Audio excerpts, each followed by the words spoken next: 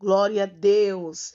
Eu vos saúdo com a doce paz, o nosso Senhor e Salvador Jesus Cristo.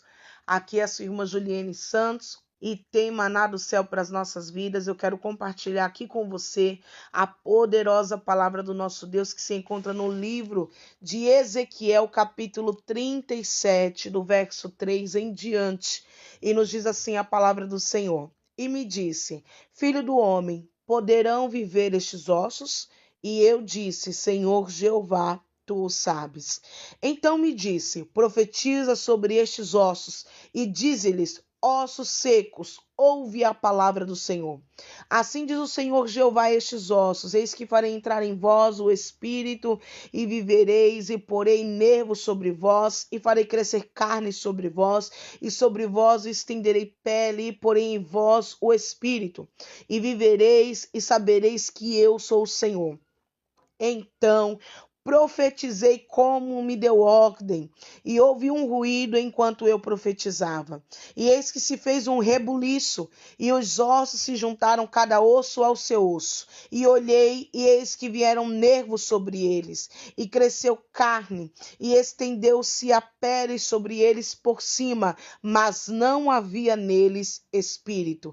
E ele me disse, profetiza o Espírito, profetiza, ó filho do homem, e dize-lhe ao Espírito, assim diz o Senhor Jeová, vem dos quatro ventos, ó Espírito, e assopra sobre estes mortos para que vivam.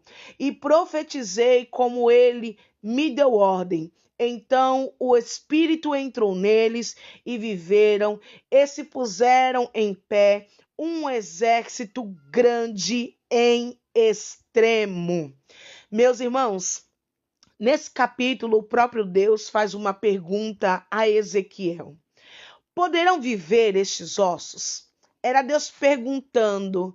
Eles poderão novamente viver e ser uma nação, ser um povo novamente restaurado na minha presença? Aí Ezequiel responde, Senhor Jeová, tu sabes.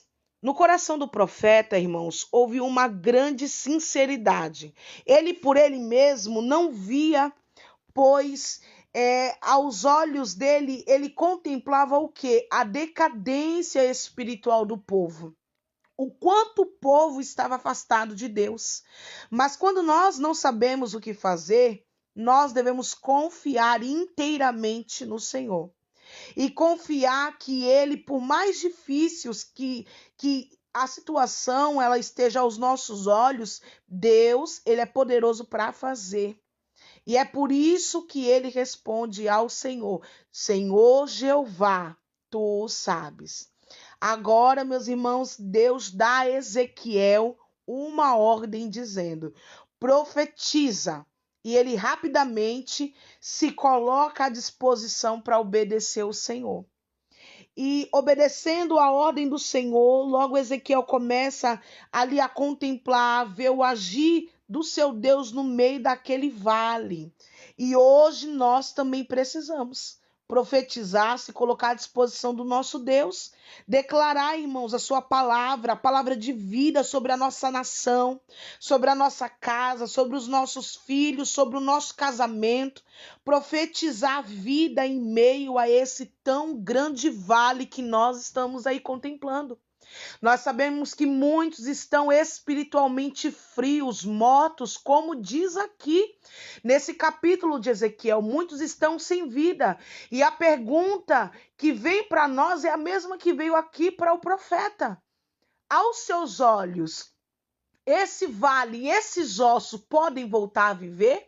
A gente tem um exemplo do profeta, o que ele fez. Qual foi a postura dele? Foi profetizar. Então nós precisamos nos colocar na posição, se colocar de pé, abrir a nossa boca e declarar com poder e autoridade a palavra do nosso Deus.